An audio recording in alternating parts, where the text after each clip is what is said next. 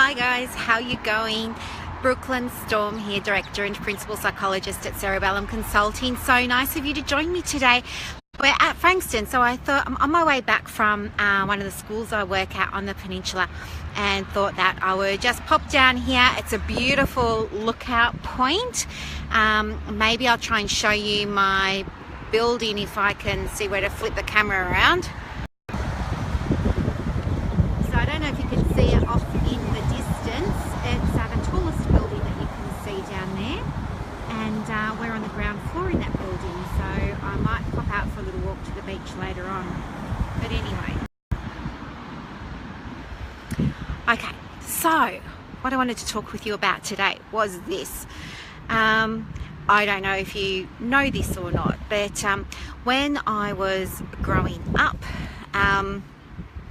you know, as you know, I come from a really big family, and we were pretty much, sorry, I'm just going to turn the camera out because the sun's in my eyes.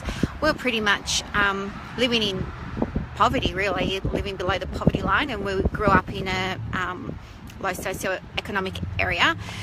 And anyway, my dad, I heard my dad talk to my mum one night after I'd gone to bed. So you might remember from an earlier vlog, my bedroom was downstairs and my sister and brother's bedrooms were all upstairs with my mum and dad's. But I overheard my parents talking one night, and they were talking about our future. And I heard my dad say to my mum, well, you know, this is probably what's going to happen. Like, my brother Adam, he's really smart, so we all know he's going to be a pilot. That's what he wants to do. My sister Rachel, she's really smart. She's going to be a pediatrician. That's what she wants to do.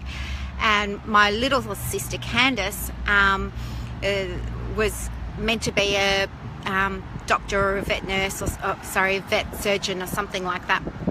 But the idea was that I really was just going to be married when I was a teenager and go and live in the suburbs somewhere. And you know, there really wasn't much point my family investing in my future, because you know, I wasn't that bright.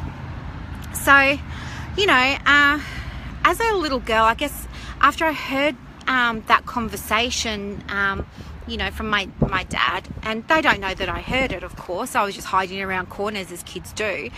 But I guess without even realizing it, I just kind of believed it, because when you're little, you believe a lot of stuff your parents say when you're a child.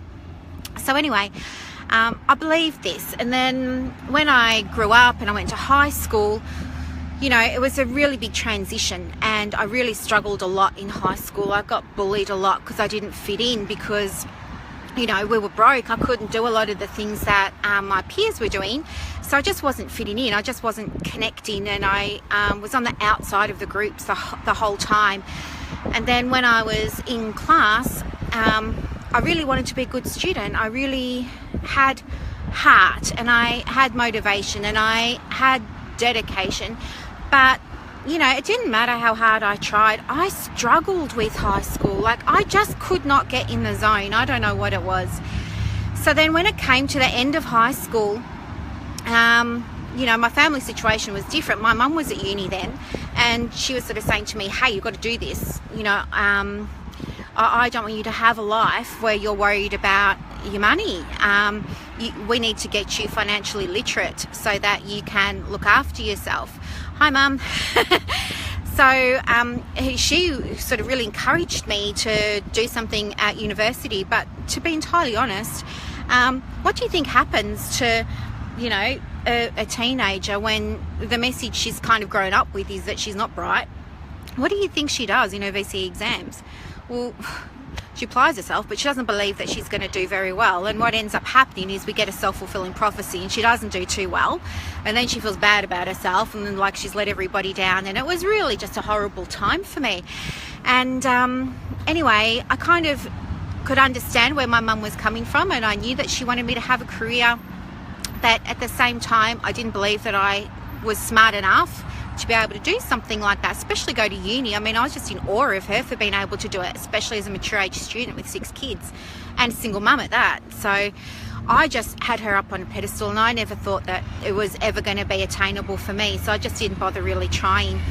And then 2 years went by, and I was doing all sorts of retail work. You know, I worked at a toy store and all that sort of stuff. I was a barmaid. I pulled beers at the local pub in Seaford, the Sundowner Hotel. I worked at the Pancake Parlour.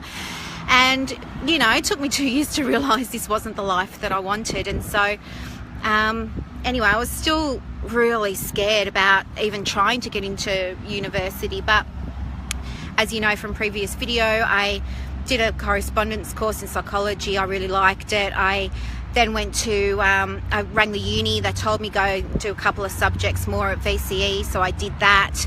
And then, you know, next thing you know, I got into university, and I couldn't even believe that I got in. Like, my first day there, I felt like such a fraud. I thought that I was going to get found out, and that, you know, the uni police were going to come and drag me out of my first lecture or something, so I shouldn't be there because I'm not as smart as everybody else.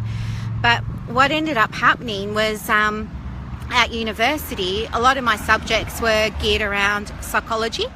And so I ended up meeting other students, and they were all different ages, but we all had this thing in common, that we really loved psychology. And so anyway, what ended up happening was, before and after our classes, we just started to meet up at the library, and we'd be discussing what had happened in the lecture, or we'd be discussing whether or not we agreed with what had been presented that day in the tutorial.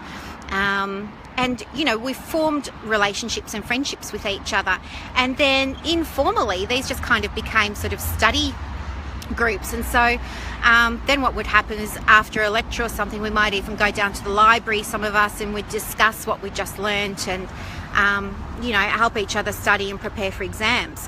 And while I was in those groups, you know, there was a friend of mine, Taylor, at the time, who was really influential in my development here, because she really was saying to me a lot, wow, this just comes so naturally to you. Oh, you're so good at this, you know. How do you know this stuff? And then other people started to say stuff like that to me as well. So people was, you know, giving me this feedback that I was clever. And I started to hear it a lot. And then what happened was, I started to like that feeling, and it made me think, hey, maybe I am clever. These people don't really know me that well. Uni's kind of like a fresh start. Maybe I am clever and I just didn't realise it. And so I started to believe that I was clever. And anyway, what do you think happens when somebody thinks she's clever and she believes that she's going to be able to pass a university exam? Well, she sits the exam, and guess what? Nails it. Absolutely nailed it. Would you believe it? I got an HD, like a high distinction, which back then was like over 90, I think. I couldn't believe it. I remembered going, they used to put all of the results on a notice board behind some glass, and you used to have to go down and have a look. They just put your student number with your grade, and I was looking for mine, and I was nervous, and I remember seeing it, and I had an HD, and not many people did, and I just felt so happy. Like, I was crying, and my friend Taylor, she hugged me, and she said, why are you so upset? And I said, I just never thought I was smart. I never thought I could do it, but now I know I can. And so then what do you think happened?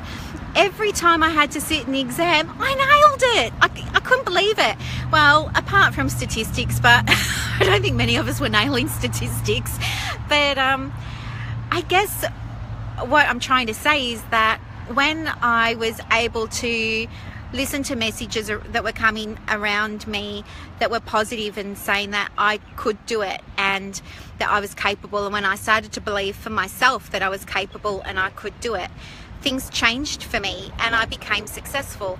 And now, you know, I've sort of come from that background, and I still can't believe it. I have to pinch myself that today I have an office in that beautiful building down there right on the water, and I've got 7 or 8 clinicians now that work with us, and that I've been doing this job for nearly 20 years, helping, I don't know how many people I've helped in 20 years, but it'd be a lot. And it's all been possible because of self-belief.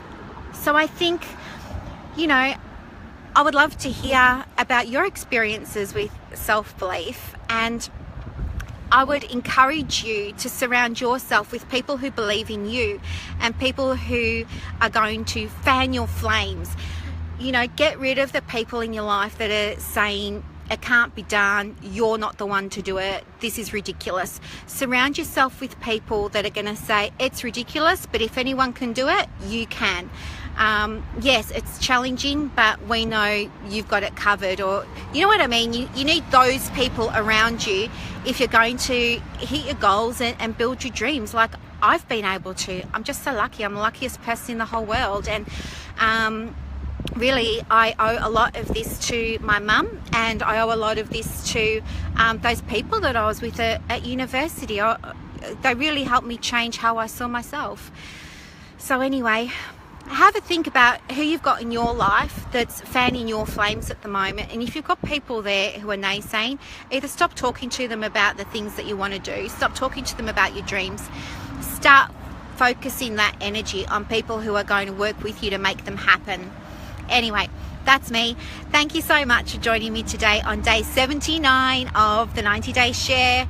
Yep, I know it's only 11 more days to go. Thank you so much for being part of the journey with me, guys. I'll talk to you soon. Bye.